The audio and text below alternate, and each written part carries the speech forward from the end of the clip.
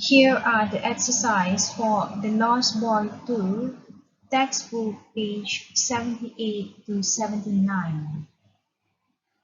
First exercise. Read the text in the student books and match. Dalam latihan ni, kamu kena baca balik cerita tadi. Okey, dalam muka surat 78 hingga 79 dalam buku teks. Okey, and then kamu kena match. Match mean padankan. Okey, ini bahagian yang pertama. Okey, ini bahagian yang kedua. Okey, kamu boleh padankan. Okey, nombor 1, Amin and Kelly. Okey, bahagian mana, bahagian keratan ayat mana yang kamu akan sambungkan? Okey, jadi kamu kena cari balik apa jawapannya dalam cerita yang kamu baca. The second exercise, put in order sentence 1 to 7. Dalam latihan ni, kamu kena susun semula ayat ayat-ayat yang di dalam ni. Ada 7 ayat. Okey, mengikut urutan dalam cerita. Okey, kamu tengok dekat sini ada 7 petak.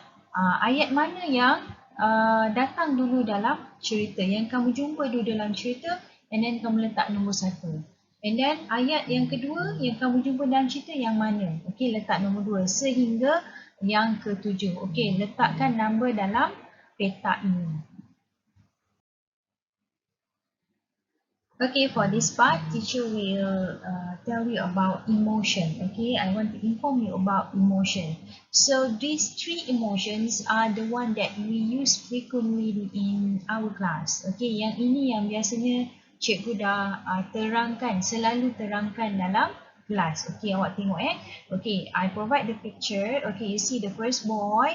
Okay, look at his expression. Tengok dia punya muka macam mana. So this is happy. Okay, biasa guna kan? Okay, next let's look at the next one. Okay, he is sad. Sad, sedih. Okay, and then yang ketiga ni mad. Mad ataupun angry. Okay, cikgu ada cakap kalau misalnya kamu menulis, nak tulis angry, kamu dah payahkan ejaannya, jadi kamu gunakan mad. Okay, and then these 2 are new. Okay, yang 2 ni baru. Okay, so I would like to introduce to you. Okay, the first one is afraid. Afraid. Okay, afraid means takut. Okay, afraid means takut. Okay, next, safe. Safe means selamat. Okay, jadi untuk yang ini, okay, you tengok sekali lagi. Afraid, takut. Safe, selamat.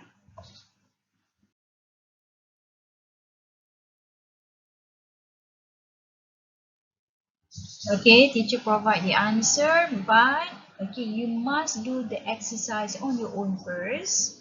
Then later you check for the answer. Okay, kena buat dahulu sendiri. Dah habis barulah boleh semak jawapan.